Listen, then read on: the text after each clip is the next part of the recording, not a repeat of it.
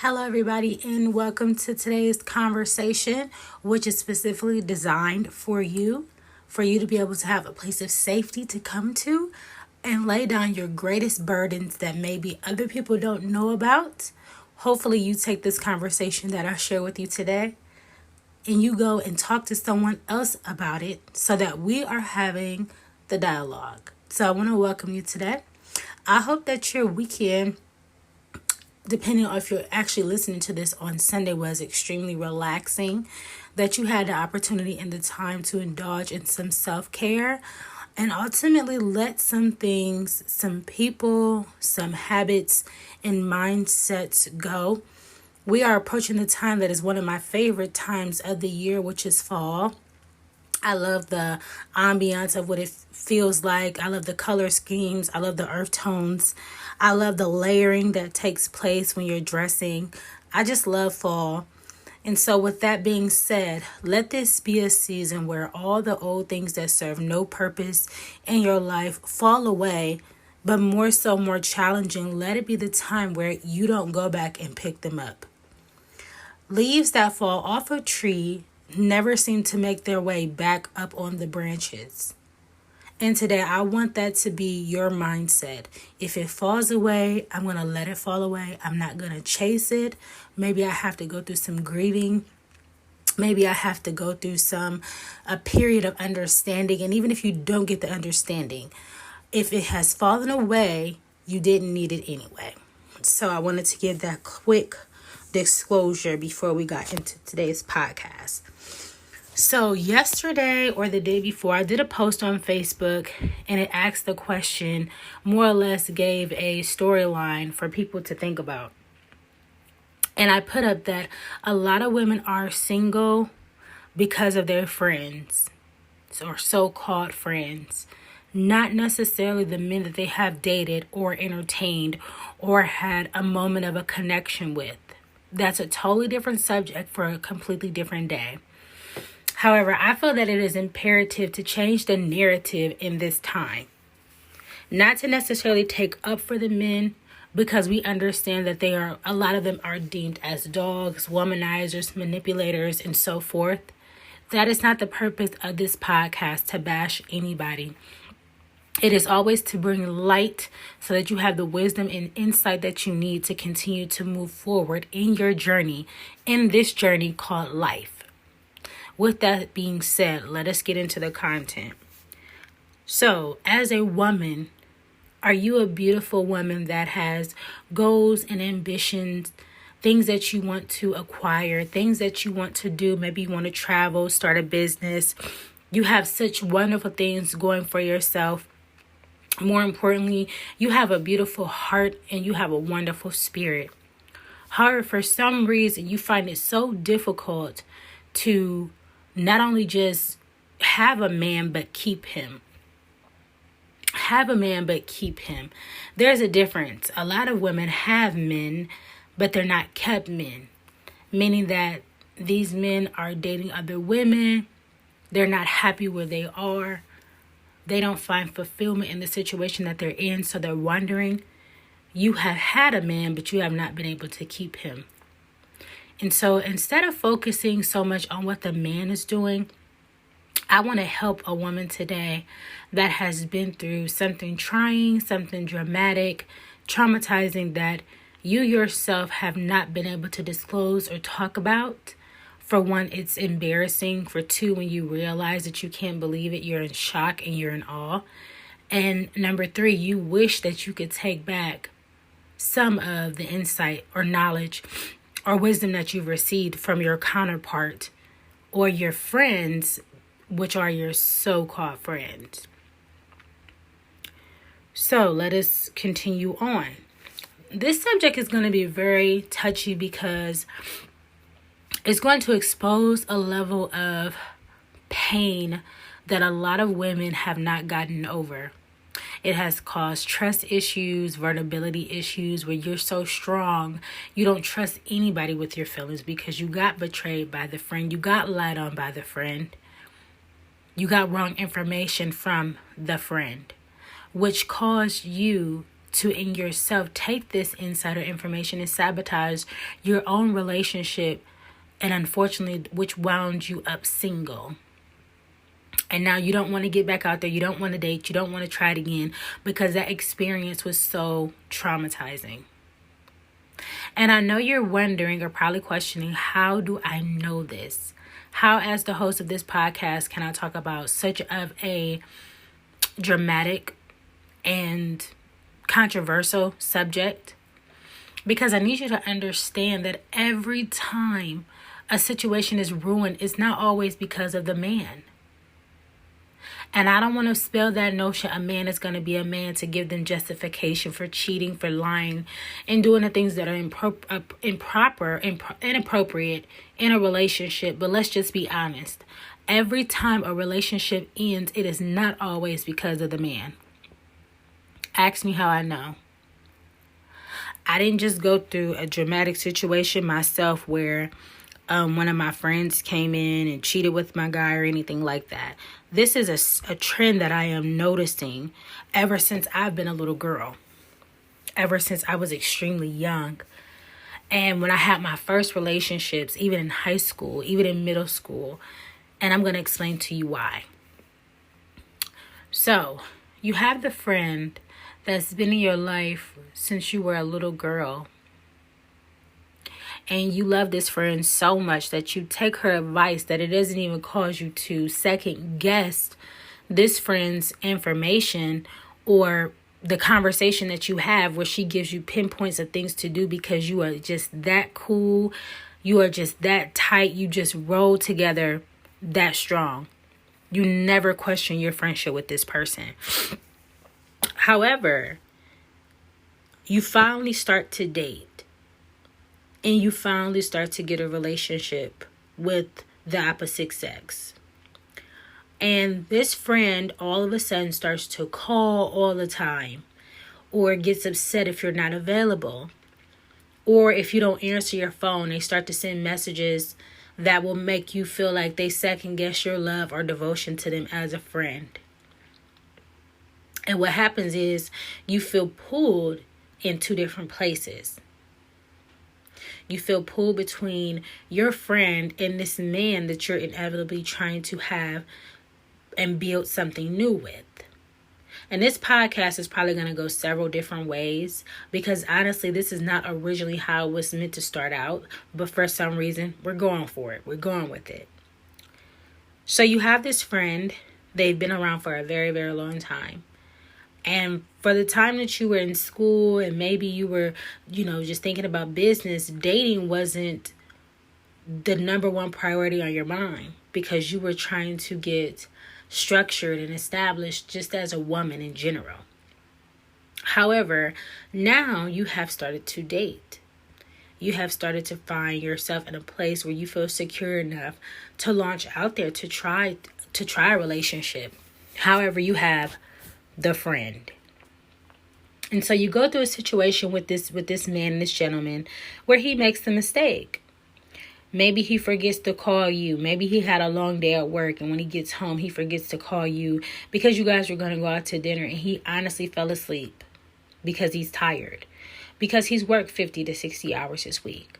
And you as this woman, all you want to do is see him. You just want to cuddle with him. You just want to go out to eat. You just want to feel like the queen and princess that you are. But he made an honest mistake. And he forgot to call you. And so you, as women sometimes can become emotional. And you get on the phone with your friend and you start conversing about the situation. And your friend offers her input. And this girl, you better let him know he probably with another woman.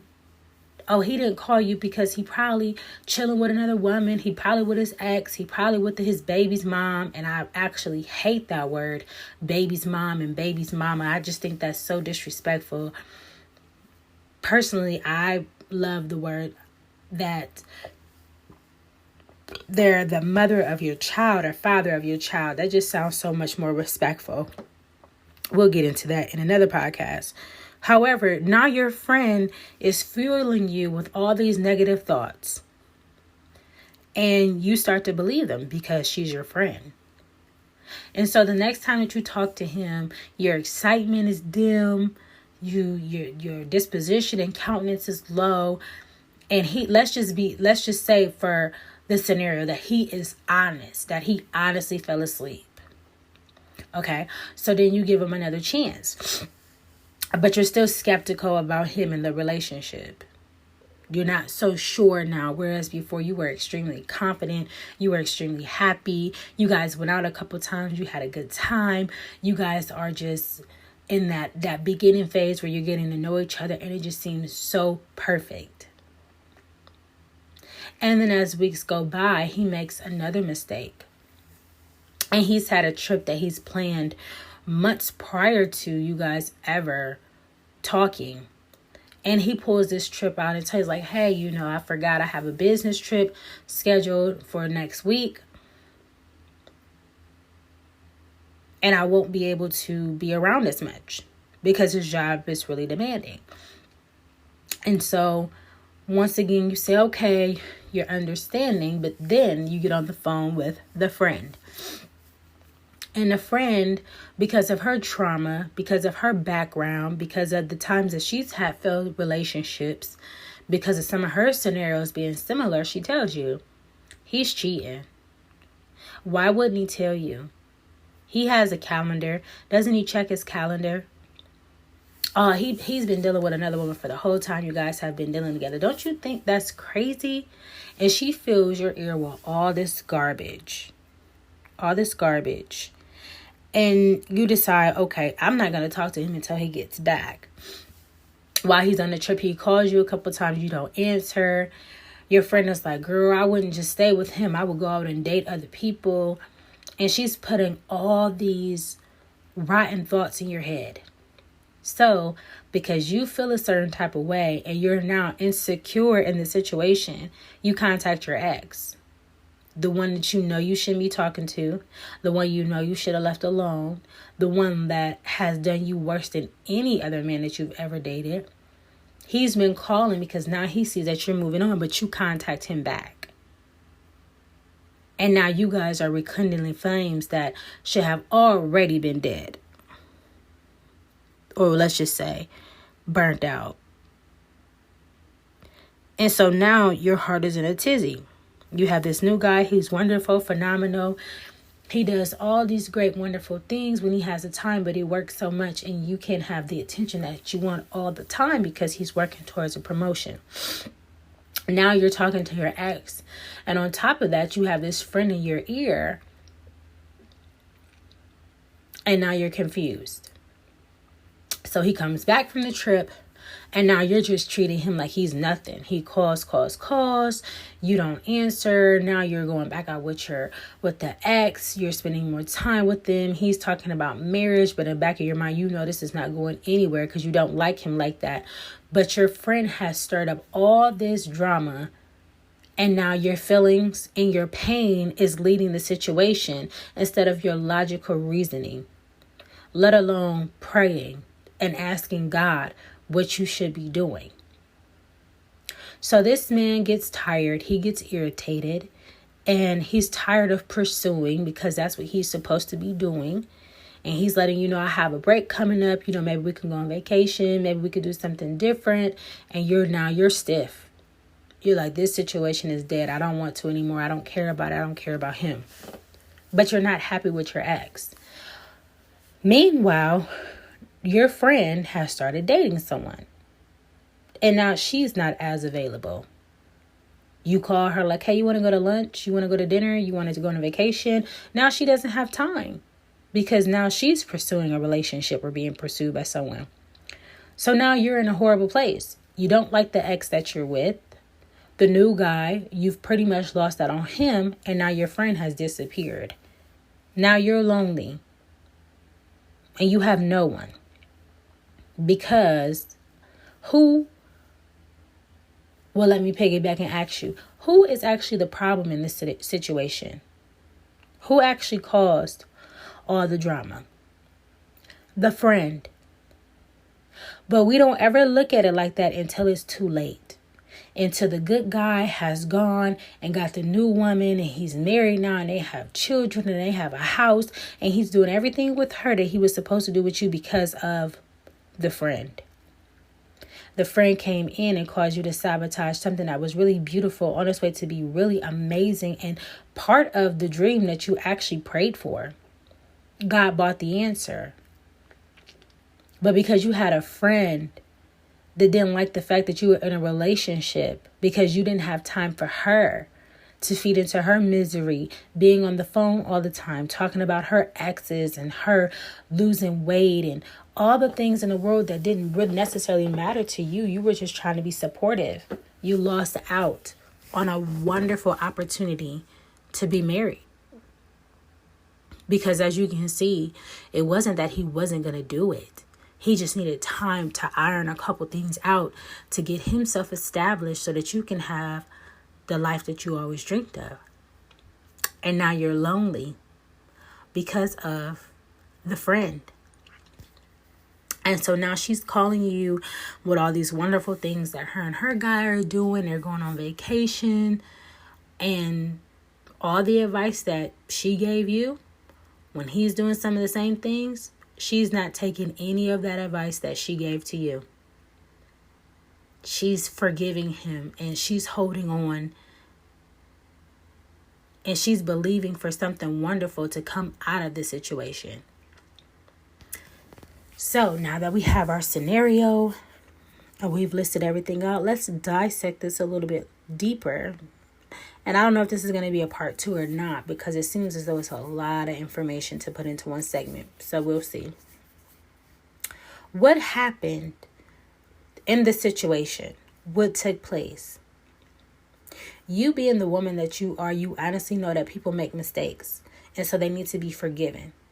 And so your friend, with her bitterness and her anger and her rage towards men, has spewed that over into your life.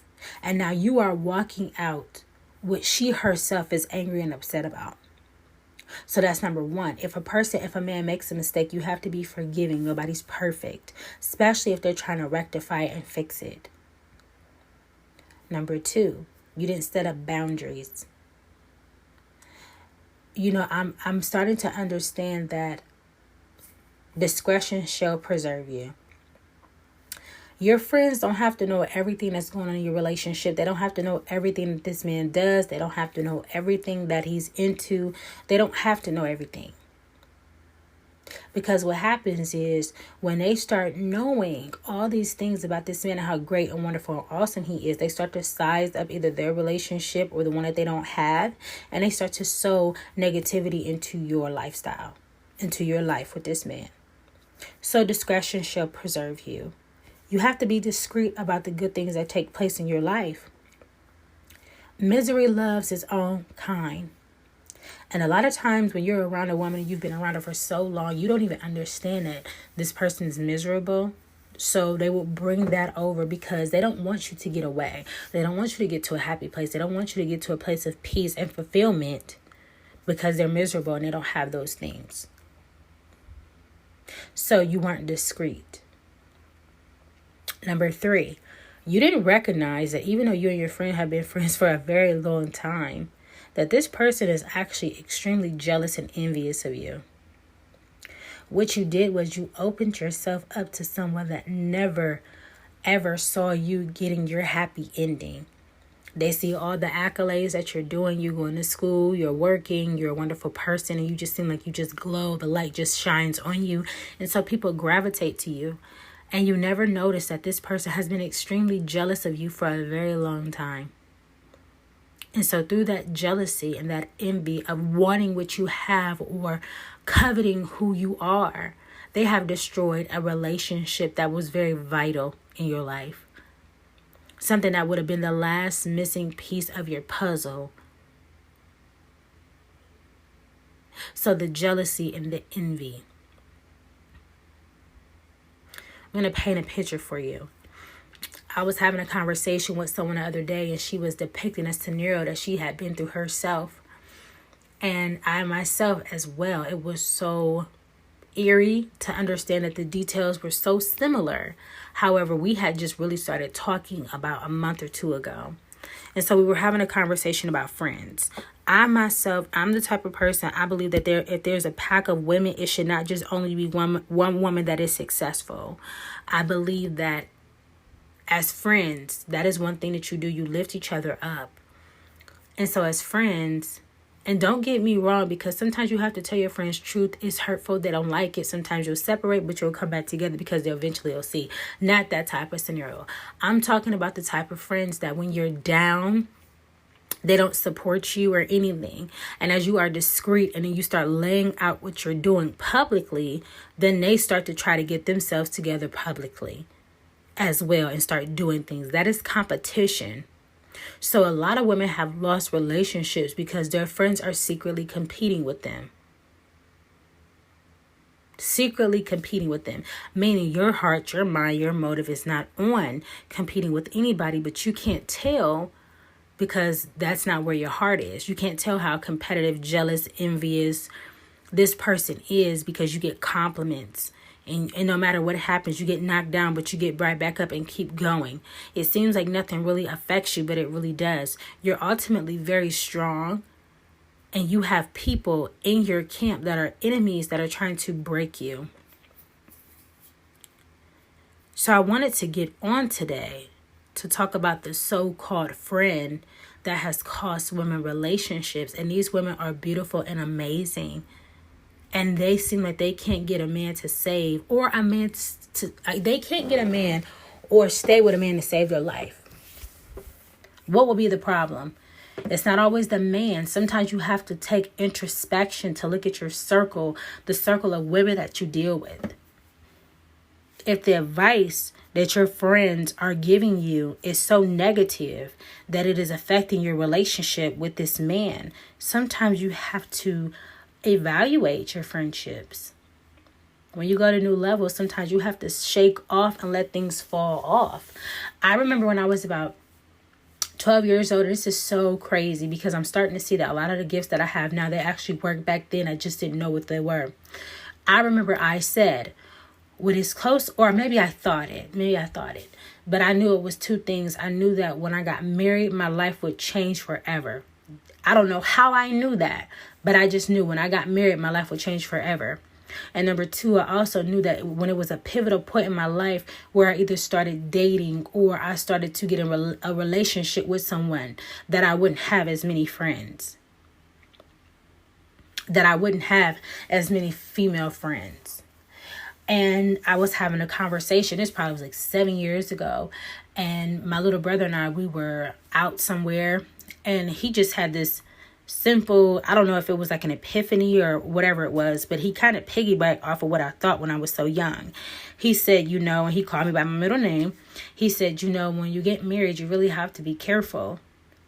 Or when you start dating, shall we say, he said, you have to be careful. He said, because your friends won't even like the guy that you're dating, but they will do things or sleep with him or bring him away from you just because you're happy with that person. And it makes so much sense. We do not understand how many people are actually miserable and they spew that negativity and that darkness into other people's lives. You know why we don't recognize that? Because social media has people taking pictures and depicting that they're living the perfect life because they have the perfect handbags and the shoes to match, and their cat eye is just perfectly creased, and then their hair is slick and laid, and they just look the part. But on the inside, they're extremely bitter and miserable. They're smiling, but they're heartbroken. And so when you have the opportunity to get your moment where you are going towards a relationship, there are things just like the tree that have to fall away. Certain relationships have to fall away. You can also notice when you're going to go through a transition, because a lot of the old people will start to try to migrate back into your life. But as I stated at the beginning of this podcast, didn't even know that was going to tie in. God is so good that when a leaf falls off the tree, it does not go back up and reconnect. Some people are not meant to reconnect into your life because of the transition that you went through to have all those old things taken away. They're not meant to reconnect with you. They will not be able to deal with you and handle you on this level or this frequency that you are traveling. And what they would do is they would bring disconnect between relationships, things that you're doing. It goes deeper than just a relationship. The relationship with the man was just the example, the attention grabber. However, it goes into every area of your life. Sometimes people come into your life not for good purpose. They come to put you on the wrong side of things so they can get in the driver's seat and take over your life.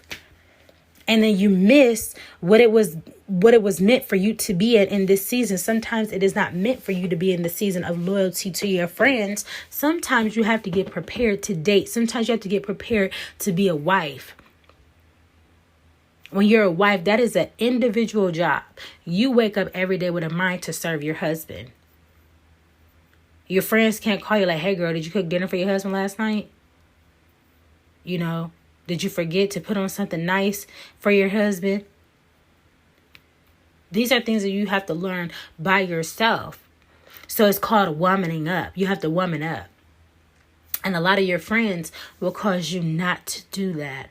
They will cause you to hold on to bitterness and resentment and anger and all types of things that you know you have to let go of to prepare your heart to be open to make room for the love that you want in your life. So my question is, are you beautiful? Do you have a lot going for yourself? Are you a mighty woman of God? Are you a prayer warrior? Are you someone that finds himself inwardly feeling that you're close to dating, or that the person that you are dating is the one, but you have a friend in your ear telling you get rid of them? Why would this person want you to get rid of them? That's what I want you to ask yourself. Is it so that they could come back in and take up all the space until they get a man, and the next thing you know, you're on the sideline of their life? I think it's very interesting when two people are friends, but the one friend treats her like she's the side chick when that man comes back around, or her man comes back into his life. So that time that you guys have, it's only going to be a dialogue of misery because she's upset about what happened. So you're the scapegoat. She calls you. She wants to do things. She wants to go places. But the minute that you're not available, she's upset. But when you are available, but when she's with him, you don't matter. Those type of friends cannot go with you in your marriage. They will always try to make you feel insignificant or less than. That's also another root of jealousy. I'm going to challenge you in this podcast to start evaluating your friendships. Start evaluating who is in your life. The man doesn't always have to be the snake. Sometimes there are women that are snakes. And they will keep you in a box and covered up so that you don't get to the ultimate fulfillment of what you really want. And so I want you to think about this and share this with somebody. I actually just did a post on Facebook in my stories. It was a question. You can go and answer that. If you want me to go ahead and elaborate more, you can go ahead and drop your comments and recommendations and suggestions. Don't forget also that you can subscribe to the podcast so that you are aware when I am releasing new episodes, okay? But I want you to think about this. Know that you are loved, know that you are cherished, and that you are important. More importantly, that you are meant to be with someone and not always by yourself. You are loved. Thank you so much for tuning into the dialogue, and I will see you on our next episode. Bye, everybody. Hello, everybody, and welcome to today's broadcast. This is your host, Patricia, and I want to welcome you to the dialogue. So today it's going to be a very interesting conversation. I'm just going to jump straight into it for the sake of saving time. Hopefully we're not interrupted. Of course, I am driving, so hopefully you can hear me pretty clearly, and I just hope that you get everything out of it that is needed to be obtained for you to either migrate or move forward in your life. So I want to start by telling you a story from when I was a little girl. I was 12 years old. And at the time, my mother was enrolled in school for business in college. And so I think she might have been in her early 30s or so. yeah, earlier mid 30s. And so she was enrolled in school. And at the time, my grandmother became ill. She became sick. At the time, they didn't know what it was, but years later we actually found out what it was, what the cause of it was. We thought that it was a natural situation. It was actually something that was spiritual, but we didn't find this out. I didn't find it out until I was like in my mid 20s, where she was actually able to elaborate on what took place with her. I will say that as far as her story for discretionary purposes. Nevertheless, at about 11 or 12 years old, for some reason, in our family, they decided and asked me, but ultimately decided that I would be the one that would go and take care of my grandmother. So this meant that I didn't have a normal childhood. So prior to that, in any way, I was already cleaning up in the house and cooking and doing certain things because my mother was gone. So my chores consisted of cleaning, cooking, washing dishes, doing laundry. And at the time, I just felt like it was all on me, that my brothers, which were older and younger, didn't really have as much responsibility as I did. I want to put this disclaimer in there really quickly. If you are a woman and or a father, please don't make your daughters do more than the sons do in regards to cleaning. When you get older, we all need to know how to cook and clean, because everybody is not going to have someone in their life, a spouse, boyfriend, or girlfriend, to cook or clean for them. If they don't know how, ultimately it may potentially lead into them treating people as maids. Okay, so back to the story. I cooked, I cleaned, and I pretty much took care of myself because my mom was at work all the time and at school. So then my grandmother gets sick, like I said, and they decide that it's a good idea for me to go and take care of her. The problem with that was that I had to give up my childhood, meaning that I went to school, which I was enrolled in middle school. I would go to school, and then I would come straight home, pack more clothes, stand outside for about 5 minutes or 10 minutes before my mother came and took me back over my grandmother's house. And when she took me over my grandmother's house, my grandmother would have these things, and they were seizures. So she was not able to move a lot. It would be to the point where she would have a seizure. She would have to lay in the bed. I would have to sometimes not, I didn't ever have to put a spoon down her throat or anything like that, but I did have to make sure that she didn't choke. Sometimes if she felt so fatigued or tired because of the seizure, I would have to get her food. And sometimes I also had to make sure, not that she took her bath, but just that she was okay with getting in and doing certain things as she stood. And so, can you imagine being 11 or 12 in the house with someone as a little girl? You don't know that this health condition is not going to lead to death. So, for one, I was traumatized sitting in a house with this woman, my grandmother at the time, and that I was going to lose her. Because me and my grandmother had actually got very, very close. At that time in my life, she actually became more like a best friend. She would tell me things that happened to her in her childhood experiences, how she actually ended up in Akron, Ohio, and we just talked. But I didn't notice it now until I got older, is that I was actually counseling my grandma at 12 years old. It was things that she would tell me, and I would listen to her, and in me asking her questions, she would get a different perspective and or think about the situation differently. So how many of you know that is actually what a counselor does? They come in with different ways or tactics or scenarios or situations to help you think and view a situation differently, to give you a different perspective so that you can get past it, move on, and or let go. And so, as I sat with my grandmother, and this went on for I think a year and a half or 2 years, I sat in the house with her. The beautiful part about it was that my granddad was an amazing man. So not only did they make sure that I ate and, I had wonderful things, they also paid me. So at the end of the week, every week, my granddad would give me $25. So as a 12-year-old, I'm making like $100 a week on top of having everything paid for, compensated for. I felt like I was in a great position. I felt very blessed and fortunate to be the one that was making money for sitting somewhere and talking.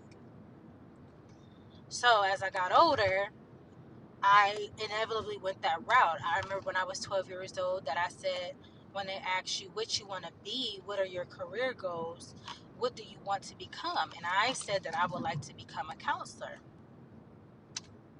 or psychiatrist.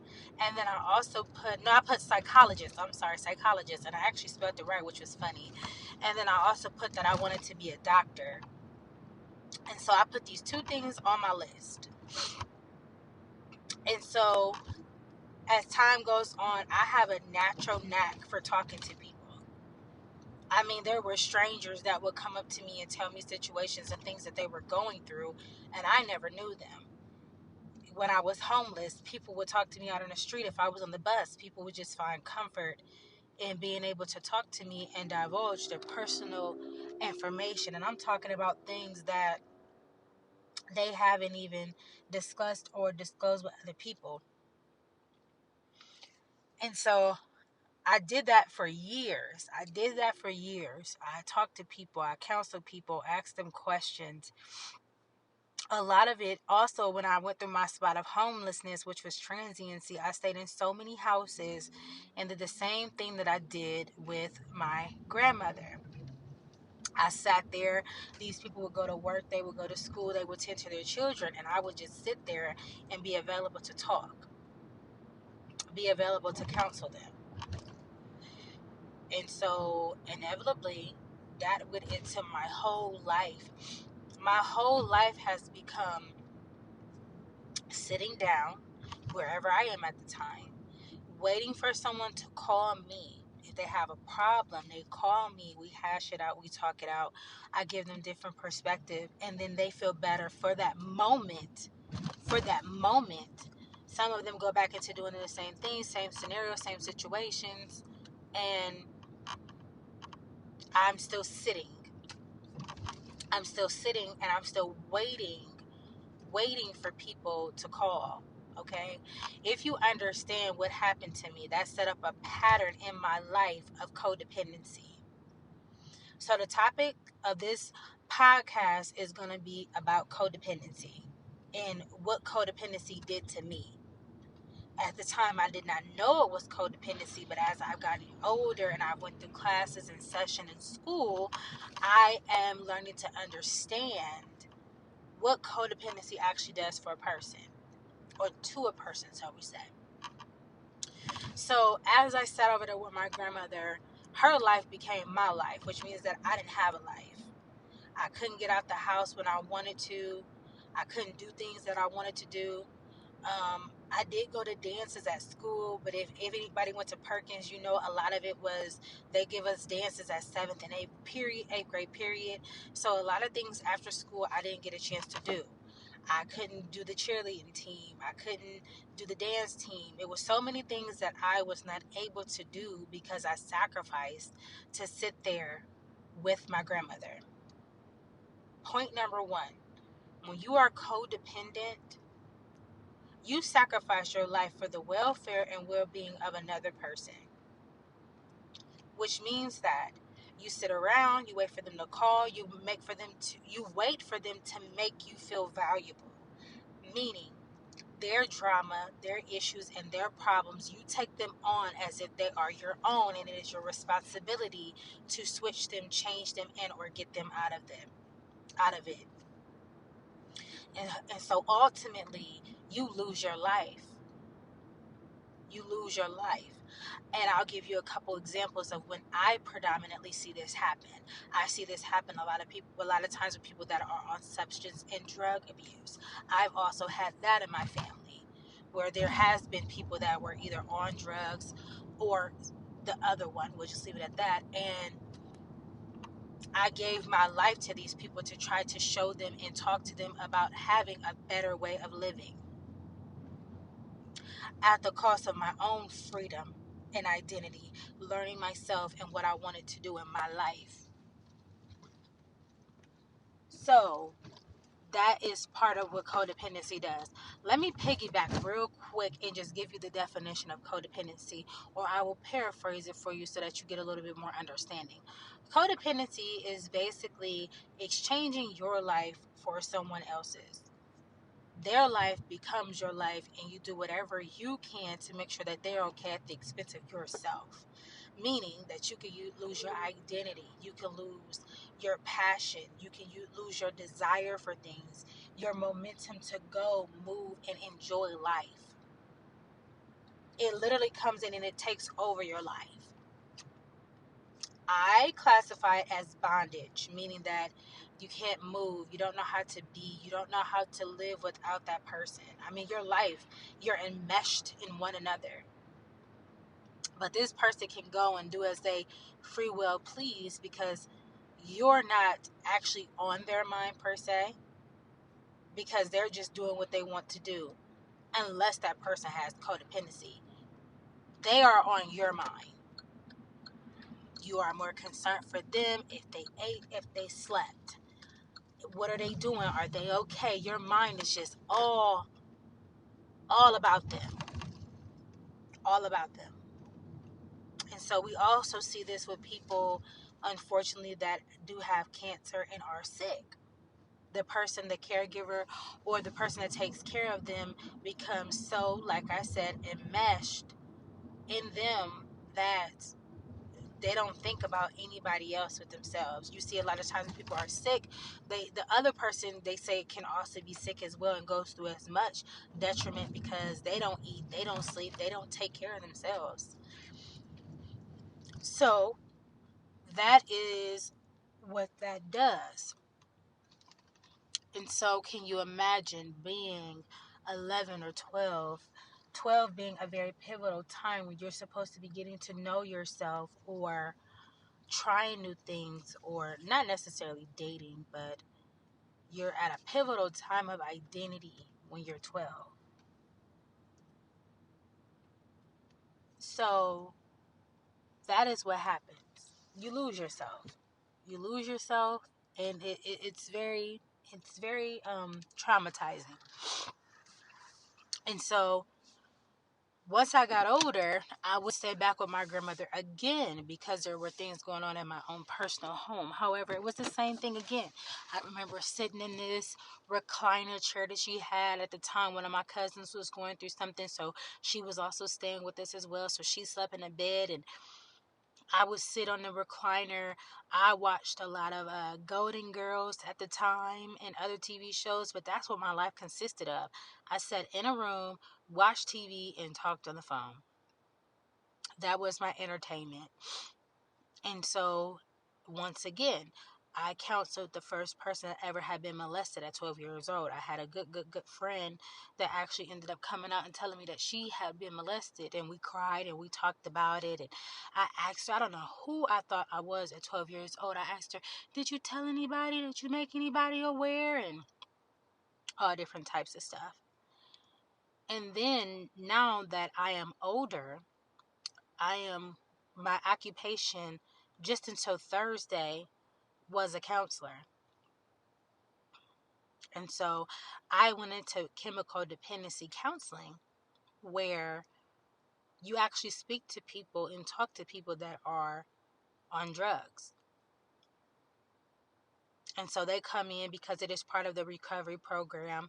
They speak to you about their issues and their problems, and they also talk to you about why they're using, are they in active addiction, is it illicit drugs, and so forth. And so you offer a new perspective for them for recovery. Ironically, I have never been one that has actually physically participated in drug usage myself. I just have had years of being able to understand and pinpoint through God and the Holy Spirit what a person is going through. It's like He gives you words of knowledge and insight, revelation to help this person. Okay, you've been molested, you've been touched, you have a broken family, your father abandoned you, your mother rejected you, and so forth. And so when you go in and you help them understand the root, ultimately it is up to them to use what you gave them to become or do better. So as I stated, up until Thursday, right? So let me get to the main point. Codependency affects everybody differently, but ultimately you lose yourself. You lose yourself, and when you come out, you don't have an identity because your identity is in that other person. You heard me detail that this actually happened until Thursday. So I've been doing the chemical dependency counseling for about 2 years now. And so I heard this message this morning, and the lady basically said that it is okay to not want some things that you prayed for. I said, that's interesting. So I have been reaching out to several different people, asking them could they give me my points or hours that I would need to get this new license. I have my CDCA. The next license will be the next one because I currently will have a bachelor's in school, a bachelor's in psychology. And so ironically today, for some reason, I just sat up and said, I don't want to do that anymore. And this is coming because I feel like God is saying you're in a time of restoration. Codependency is not fun because you take on everybody else's problems to the point where a lot of times they are miserable. So I couldn't understand why a lot of my friendships have been that we get on the phone, we talk about our problems, and some of us are going through the same thing at the very same time. However, when I just had my daughter, for some reason, I don't really want to talk about negative, bad things all the time. So I noticed this past weekend, it was about 4 or 5 people that reached out to me and contacted me. Probably over the last month, it's probably been like 7. And I haven't returned any phone calls.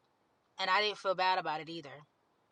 Not only did I not answer the phone, I didn't return any of the phone calls. And I questioned, okay, well, what's going on? Why would that be? And I can ultimately tell you that a lot of these relationships that I have created in or been involved in have been codependent relationships.